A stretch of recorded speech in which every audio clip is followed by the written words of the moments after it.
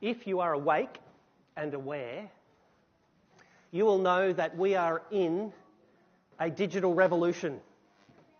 How many of you have played with ChatGPT? There are a few people here on the cutting edge of digital technology. I knew Neville would be one of them. All of the teenagers here obviously need to get off social media and start getting onto ChatGPT. But it's an amazing revolution. And this morning, I want you to pay attention to the screen because we are going to start with a video that tells us about this digital revolution.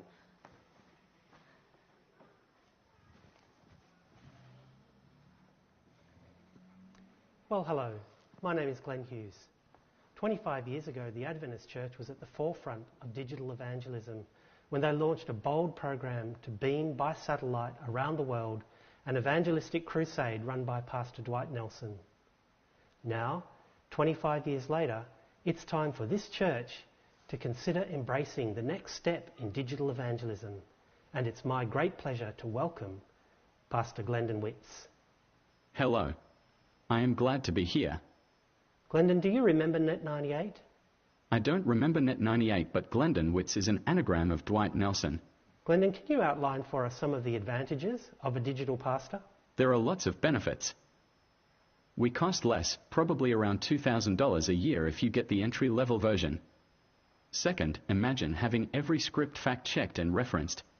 No more wondering about sources or alternative narratives. Glendon, I'm sure there will be some here this morning who are worried that a digital pastor will use algorithms that will present to them the majority theological position rather than those nuanced and idiosyncratic views of the Adventist Church. Can you assure us that your teaching will be aligned with Adventist belief? Yes, we will be essentially on topic, having access to all the published writings of red books, green books and original languages.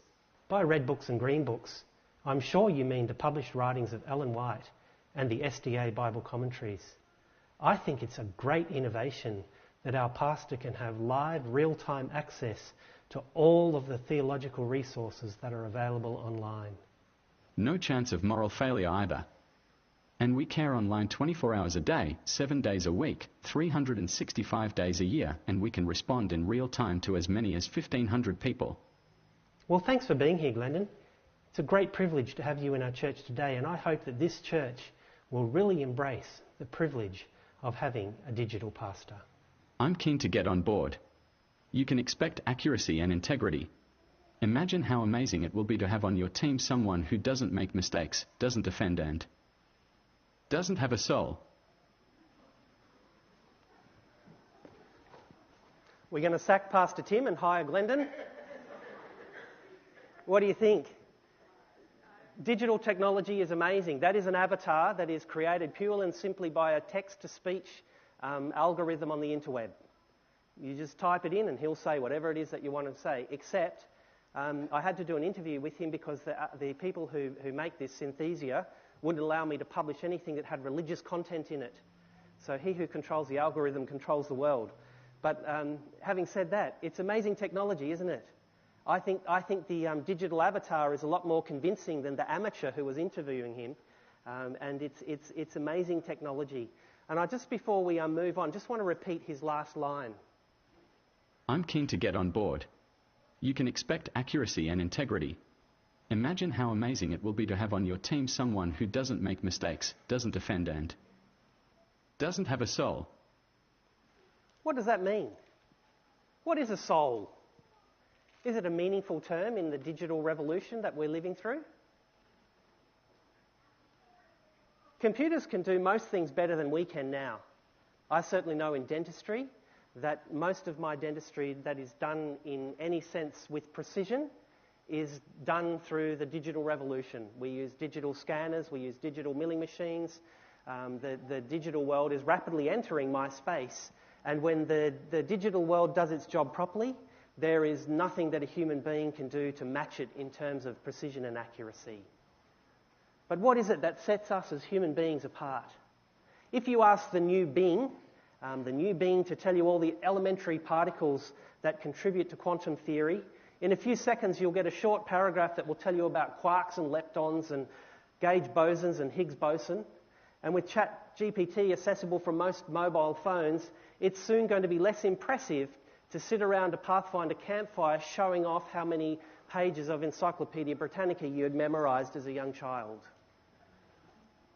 Information is going to be readily accessible to most people who have an electronic device. Have you noticed? And we are going to have to learn in this generation to separate information from intelligence. Because just knowing things is no longer going to set you apart. People will be able to fact check you on every corner of the globe and in every place on the planet. We no longer will have to confuse information with intelligence. You can even ask the new Bing to make a joke about these elementary particles, and Bing will say, "Why did the proton cross the road?" And the answer is, because it was positively charged. And this poor human says, "Well, I don't get it." And so Bing responds, "This joke is based on a pun between the word charged, which can mean either having an electric charge or being motivated and eager. A proton is an elementary particle that has positive electric charge, so it could be said to be positively charged in both senses." The joke also plays on the common phrase, "Why did the chicken cross the road?" which is a type of riddle or joke. It's amazing, isn't it? All I need to do now, was I 18, because it took me many, many, many years before I found Yvette, would be to carry around ChatGPT in my pocket and take a facial scan of the girl that I was wanting to court and say, "Can you do a quick run through her social media history and give me a good pickup line?" It's going to revolutionise the world we live in. And if you don't think it's happening, pay attention to the news, because I think this week, after I had written this sermon, the head of Google's artificial intelligence division resigned. And he resigned on ethical and moral grounds because he was terrified at where artificial intelligence was going. In 1997, IBM made a computer called Deep Blue, and it was the first time that a computer-based chess program was able to take out a chess grandmaster. Some of you will be old enough to remember when that happened.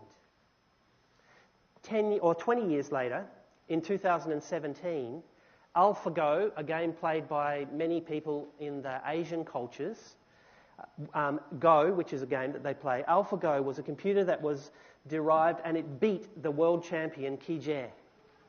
Now this is a remarkable feat because whereas chess has in the first 2 or 3 moves 400 possible combinations, and IBM's Deep Blue was able to look at every single possible combination and then reason with an algorithm what would be the next possible move and the next possible move and the next possible move till the game's conclusion through brute force was able to beat Garry Kasparov by considering every possible game playable after the first 4 moves and making each move based on probabilities.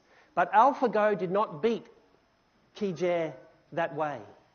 Go has, after the first 3 or 4 moves, 130,000 possible combinations. And no computer is powerful enough to be able to crunch those algorithms in real time to beat a player of his standing. And how did AlphaGo beat Hughes? It beat him because the program taught itself to write its own algorithms based on 1,000 or more games that it had observed and played and studied. And so whereas IBM was winning by just a simple algorithm written by a human programmer to crunch every possible probability, AlphaGo beat Hughes by teaching the computer to teach itself and devise its own algorithms in order to win. Most of us are not threatened by 3 plus 3. Anybody here want to give me an answer for 3 plus 3? It's even written there for you. 6. 3 plus 3 equals 6. Most of us don't even have to put up fingers anymore, do we? We've actually memorised the fact that 3 plus 3 equals 6. But how many of you would want, after lunch this afternoon before the baptism, to crunch through the second formula? Would be that something that someone here gets excited about? Shantana, I know how much you love maths. I can imagine you taking a snap of that on your phone and saying, I'm going to put a few variables in and see how we go. For humans, the second is more complicated than the first, but not for a computer. If you put into the computer the correct algorithm, you are going to get the correct answer. Computers don't make the same kind of mistakes that human beings do. But while algorithms are great at retrieving and organising information, they still struggle to emulate preference and free will. With accuracy and speed, you can retrieve an answer to almost anything today that has a unique answer. But algorithms on the computer will still struggle with preference. You may not have considered it in these terms, but here is my proposition today for you. What is it that makes humans human? I would like to suggest that one of the key things that makes humans human is our capacity to deal with the unnecessary. And what do I mean by that? In chess and in Go, the object is to win. And the computer can learn with an object in mind to get the right answers. But if you ask ChatGPT on the new Bing what its favourite colour is, it will answer this way. Hello, this is Bing. I don't have a favourite colour because I'm not human. But in this context, a human might say something like, I like blue because it reminds me of the sky and the ocean. What is the answer to 3 plus 3? That is a necessary answer if you want to conform to the lessons of logic. I'm going to stray into politics now, which is a dangerous thing to do. But if you ask Donald Trump what 3 plus 3 is, he might say 7 because I want it to be. That is a preferential truth that breaks the laws of logic, and the computer will be unimpressed. But if I ask Donald Trump what is his favourite colour, and he says green, that is a valid answer. And the fact that my favourite colour might be blue, and Tyrion's favourite colour might be yellow, does not make any of us superior or less inferior. These are non-necessary answers. They deal in the human endeavour of what we would describe as preferential truth. This is my preference.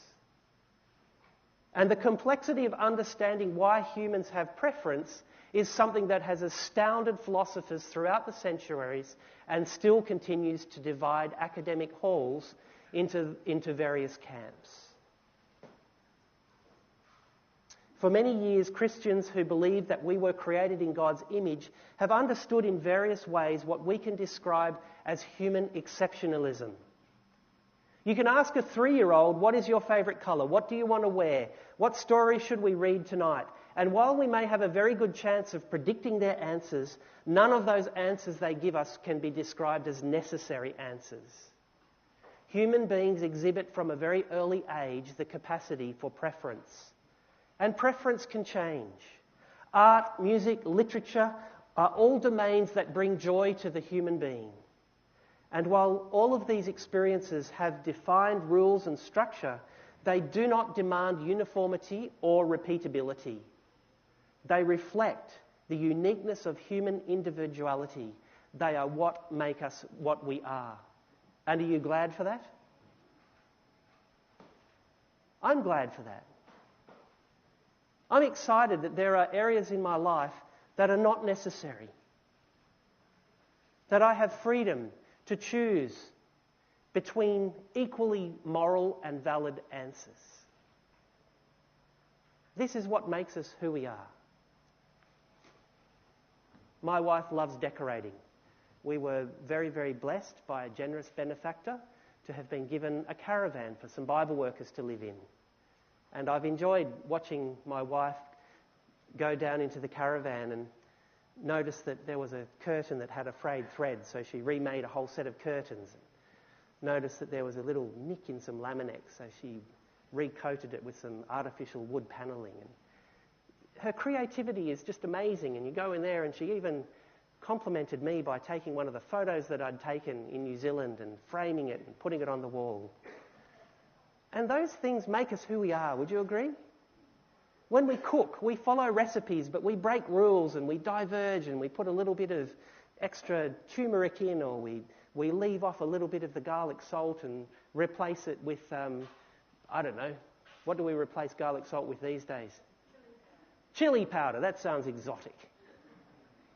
And there are no right and wrong, but as human beings, we relish in the opportunity to explore the creativity that God gave us. We were made in His image, and He turned up as a creator, and He organised, and He recalibrated, and He petitioned, and He divided, and He said, I want you to go and do the same. I want you to go and be in charge of the world in which you live, and use that freedom that I've given you to reflect your individuality in acts of worship and the unique individuality that you have, not mimicking or imitating or copying anybody else, but being authentic versions of yourself. This is who we are as human beings. Yuval Noah Harari is a best-selling author, published many books, the most famous of which is probably *Sapiens*. But in a recent book in the last 5 or so years, he wrote in the book *Homo Deus* this idea, the idea that humans will always have a unique ability beyond the reach of non-conscious algorithms is just willful thinking. Now, if I said that without a PhD and without any academic credibility, I could be just laughed at. But Yuval Noah Harari is no minnow in the world of academia. He's an eminent historian in an Israeli university, and he is a best-selling author that probably cumulatively with all his books has sold over 30 million copies of books in the world. And what does Yuval Noah Harari mean when he says the idea that there is something unique about humans that can't be replicated by an algorithm is just wishful thinking? Yuval Noah Harari and a group of thinking scholars in the world today have no regard for the God who you and I worship. Their narrative and their philosophy is driven a priori by the idea that only the natural exists. And there is nothing unique or different about human beings being created in the image of God. As we've seen the development from winning at chess to winning at Go, it's only a matter of time, according to many people in the AI space, before computers are able to emulate through their algorithms the finest nuances of human experience.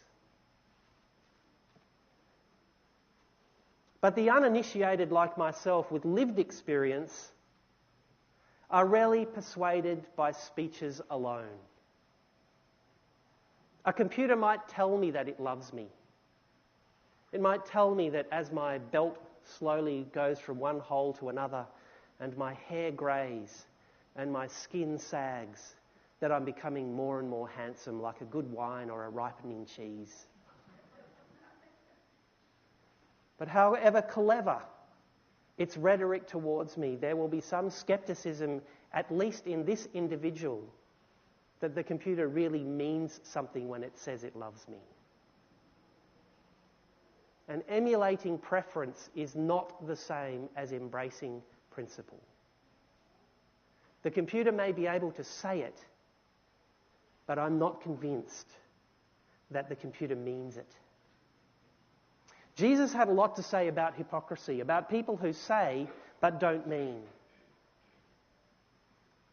Holiness is not what's on the outside. It comes from deeper within. And our preferences and practices reveal our principles. To say with our lips what our heart does not feel, this has forever been rejected as inauthentic and insincere. There are many in the AI space who reject outright that there is something unique about human experience and emotion. Harari, who wrote the quote that computers will soon be able to do pretty well everything that we can do, is not a deeply committed Jew. He describes himself as a secular Jew, one that doesn't really have a soft spot for the God of Israel. But he is observant enough to know that AI is a long way from emulating human experience. Notice what he says. Technologies like AI and bioengineering are forcing all of us to confront very old and deep spiritual questions like what is consciousness? What is humanity? And is there free will?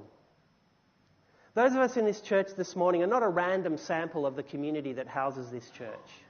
There is a strong selection bias among us from those who understand the world through the eyes of what we describe as the great controversy. We are a community that believes in free will. Can someone say amen? We believe that as human beings we have the capacity to decide and participate in our own destiny. However clumsy we may be in trying to describe it, we are a community that believes that free will is real. And I suspect that most of us are unworried that an avatar will replace Pastor Tim anytime soon. I would hope that most of us would be uncomfortable if an avatar did replace Pastor Tim anytime soon.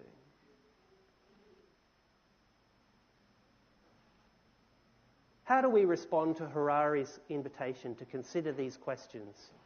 What is humanity, and is there free will?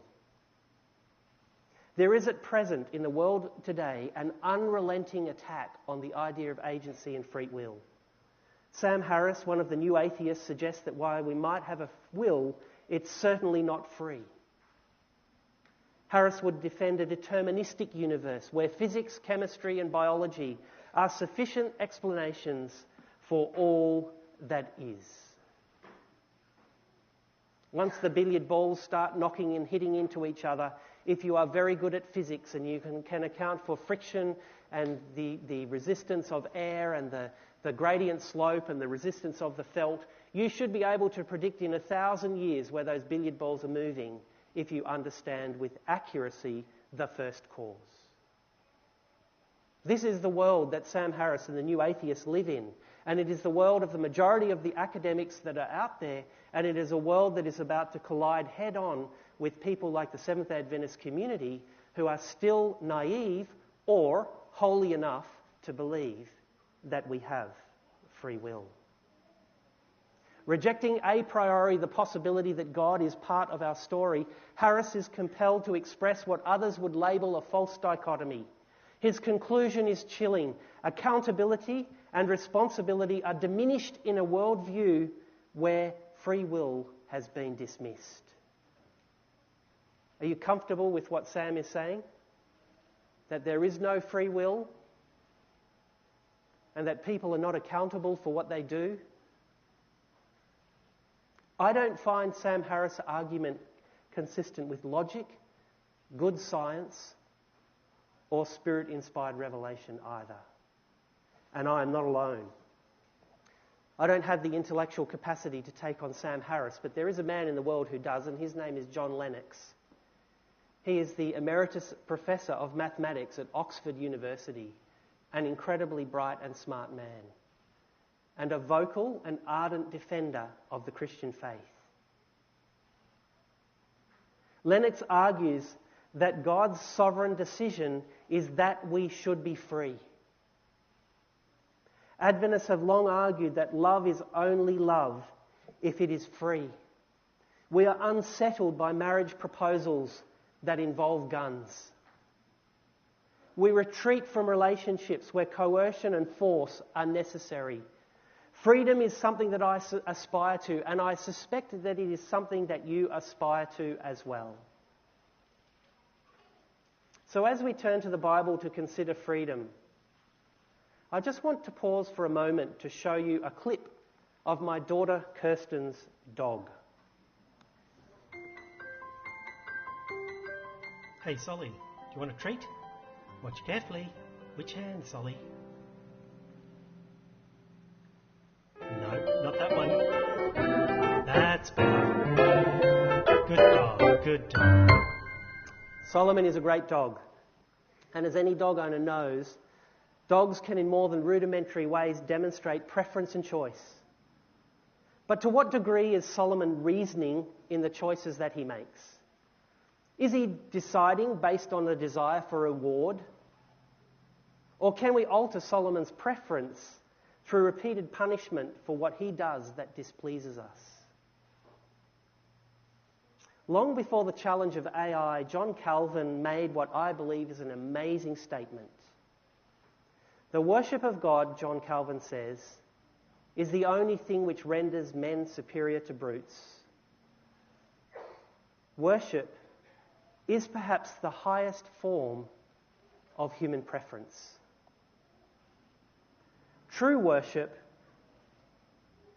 responds to an appreciation in the object of worship and supersedes fear of punishment or the hope of reward. Worship in the biblical sense is not necessary, neither is it obligatory. And those who would make it so fail to understand themselves as well as their God. God made Adam and Eve to be free.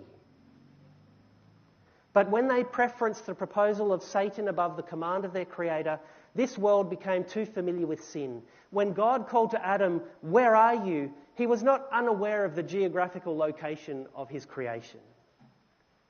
Instead, God is asking a provocative and philosophical question. On whose team do you want to be? Where are you? Where are you positioning yourself? Are you with me or are you against me? You know, I don't like reductionistic thinking and making simple what is in essence complex, but let me just, at the risk of being thrown out as a heretic, put a very trivial way of viewing the Bible to you. The first question in the Bible is, where are you? And the last word of Jesus in Revelation is, come. Where are you describes the human problem, and come describes the divine response. When sin messes us up and we have chosen the wrong road and the wrong route, God, through Jesus on the cross of Calvary, has made it possible for you and I to change our preference, to relocate, to reposition, to take on a fresh identity and say, God, we got the wrong hand, we want to choose another. This is the good news of the gospel. That God has made it possible for his creation to experience agency and preference and align themselves with the object of their desire. Jesus came to this world to present a compelling argument for us to change who we call our Father. He communicated to us clearly what God is like. And while there are many who will reject his appeal, those who believe in him have the right to become the children of God. They are given a new identity. They are given a new inheritance. They are given a new future. God came through Jesus to this planet with a compelling argument. But was it necessary?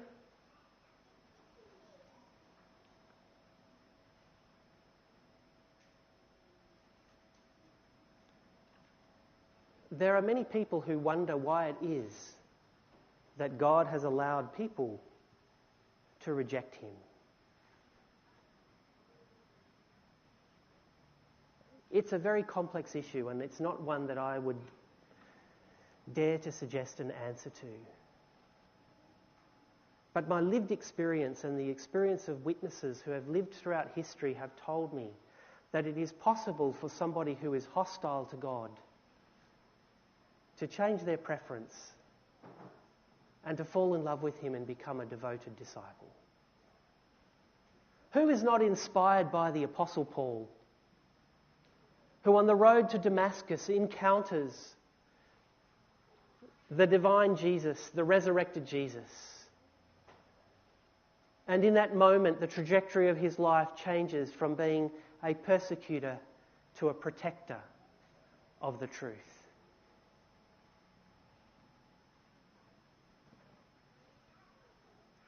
God comes with a compelling argument, but does he come with a necessary one?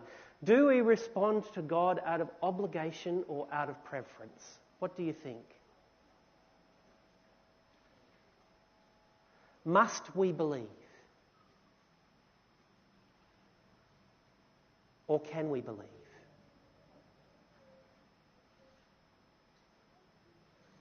God's love is extraordinary. God's love is extravagant. But God does not demand that we worship him. He invites it. The Apostle John, who wrote down these beautiful words for time immemorial, that God so loved the world that he gave his only Son, that whoever believes in him should not perish but have eternal life. This apostle also wrote, for our benefit, the book of Revelation. And I feel embarrassed because I thought I could preach till 12:10, but who minds if I finish at 10:02? Lismore Church, having a preacher up at 11:10. Who was in the board meeting that brought that in? That's brilliant. Next time I come and I'm bringing part 1 and part 2.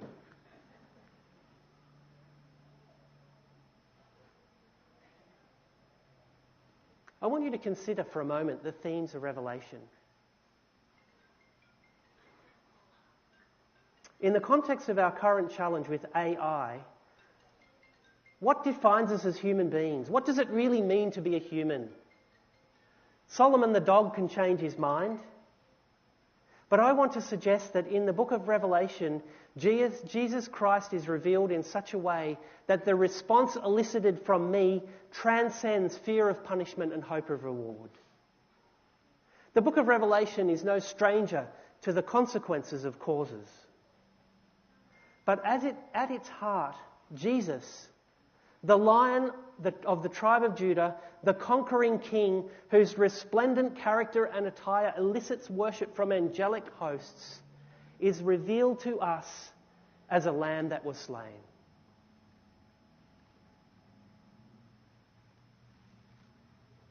Jesus in the book of Revelation counsels, advises, pleads, and exposes the fraudulent claims of the dragon that opposes him.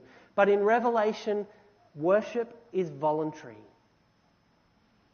And those who choose to be on the side of the Lamb follow him. They are not dragged. They sing a new song. They willingly give him praise. Their story resonates with the story of Jesus. They have allowed their E-flat to be absorbed into a community of worshippers without losing their individual identities. They know who they are. They know their own names. They know who they belong to. And their worship in Revelation is intentional and intelligent. I would like to suggest that if you are concerned about artificial intelligence and its impact on this generation, study afresh the book of Revelation and ask yourself the question, what is it about the experience of worship that celebrates who we are as created human beings? In stark contrast with a lamb that is slain is a beast allied with the devil himself. And this beast does not subscribe to the idea that worship is voluntary or preferential. This beast demands it. This beast coerces it. This beast forces all to worship and threatens with death anyone that opposes his view of what is real and what is true. To be truly human is to be able to practice preference. Love is not a necessary argument. To frame the idea of worship with coercive threats and the restriction of human freedom is the highest form of blasphemy against a God who made us free. God doesn't barge through our door, he knocks. He invites. And there is no algorithm in artificial intelligence that can tell us how we should be responding. The call of Jesus on your life can only be answered by somebody who is truly free. This year, Yvette, my wife, and I celebrated 30 years of marriage. We've been married for 30 years and I'm looking forward to the next 30. That's longer than a life sentence for murder. But love, when it works as it does and it should, does not need to be timed and does not need to be accompanied with chains or with guns. When I asked Yvette to marry me, I thought I had made a pretty compelling case for her to consider. But at the end of my proposal, I could not determine whether or not she would say yes. I hope over the last 30 years, the case for staying married to me has been strengthened, and that over the next 30 years, it will become even stronger. Covenant, connection, love, commitment. Are these things that algorithms can reproduce? I'm not persuaded. On the borders of Canaan, Joshua delivered an address that is essentially a renewal of the covenantal vows between God and his people. Joshua calls the people to renew their loyalty to Jehovah. Preference has both a positive and a negative aspect. By choosing one, we express preference over another. You know, I prefer chocolate over vanilla. That's my default position. But if vanilla is all that is available, or we're talking about custard, then vanilla wins every time. And throughout various stages of my life, I can move between chocolate or vanilla without feeling like I'm having an existential or a moral crisis. But in my relationship with Yvette and in my worship with God, I believe that we are taking humanity to the next level. Would you agree? I've only just started to try and get my head around all of this artificial intelligence and the threat to the Christian narrative, so forgive me for my clumsiness. But in relationships, there is something exclusive about the preferences that we make. And when we make a preference, we are not just choosing who we want to be loyal to, but we are also deciding what we will let go and put away. When Joshua called on the children of Israel to choose whom they would serve, he was reminding them of the freedom they had to exercise. He prosecuted the case for being loyal to Jehovah. He reminded them in chapter 24 of all that God had done, delivering them from Egypt, keeping them safe in their journeys through the wilderness, and now on the borders of the promised land, describing to them how he would be able to bring them in and they would be triumphant. But even though Joshua makes a compelling case for why the service of Jehovah was the better choice than all other preferences available to them at that time, he says to them clearly, if you don't want to marry this God, then choose who you will align yourself with. Whether the gods of the Amorites, who, by the way, Jehovah trounced, or the gods of the nations in whose land you dwell. But as for me and my house, we want to be on God's side. The prosecution of the case for Christ is compelling. But I want to suggest it will always remain an unnecessary option. Because it is unnecessary, no algorithm can be written that will protect freedom while determining an outcome. Remember Sam Harris? Sam belongs to a group of thinkers that are labelled the New Atheist. He rejects outright the idea that the supernatural exists. He can only choose between determinism and chance. They both will lead to fatalism and nihilism, in my view. An algorithm is very capable of replicating a pathway that is both determined or a pathway that is probabilistic. But freedom is a mystery to philosophers, and it is incredibly difficult to describe. Some of you recreationally will spend long Sunday afternoons musing over YouTube videos describing quantum mechanics. And if you've ever tried to grapple with quantum mechanics, you will be familiar with the line attributed to Richard Feynman, who says, if you think you understand quantum mechanics, you don't understand quantum mechanics. Just because we necessarily can't understand something, we can still be convinced of its reality. Ask any teenager how a mobile phone works and they'll give you a funny kind of gazed look, as if, what sort of dumb question is that? I don't need to know how it works, I just know that it works. And I think it's intuitive us as humans that we can freely choose as easily as we can change our mind. If you have never chosen Christ this morning, I invite you to consider Christ. The case for Christ is compelling.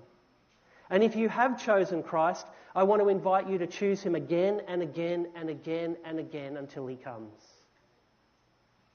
Artificial intelligence is everywhere, and it's such a useful tool for organising and accessing information. It will be an invaluable tool for us, and it will revolutionise the way we live.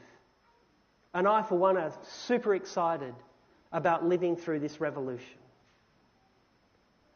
But I am aware that artificial intelligence brings with it unintended consequence and unforeseen risk. It is built on algorithms,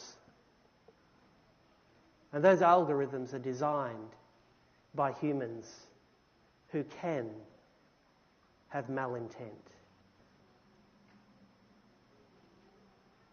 Worship is in response to a loving God who has communicated to us those principles that govern and rule his universe.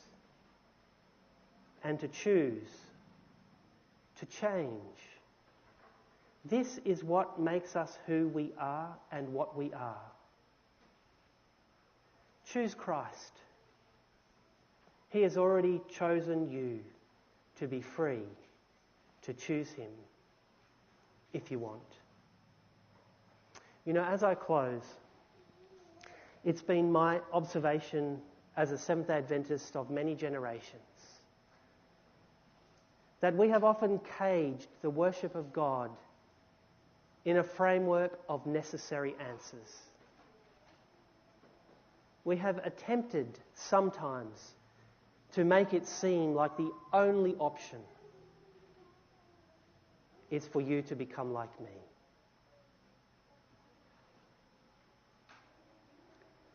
I have not been so good at doing what the blind man did, and that is to confess to those smarter than him, I don't know all the answers to your hard questions. But when Jesus stands in front of me, I can think of doing nothing else than to worship. Would you agree that worship is one of those preferential activities that human beings are capable of, that is built around non-necessary arguments? I want to invite this church today to consider Jesus. Is he worthy of your worship? Thanks, Warren.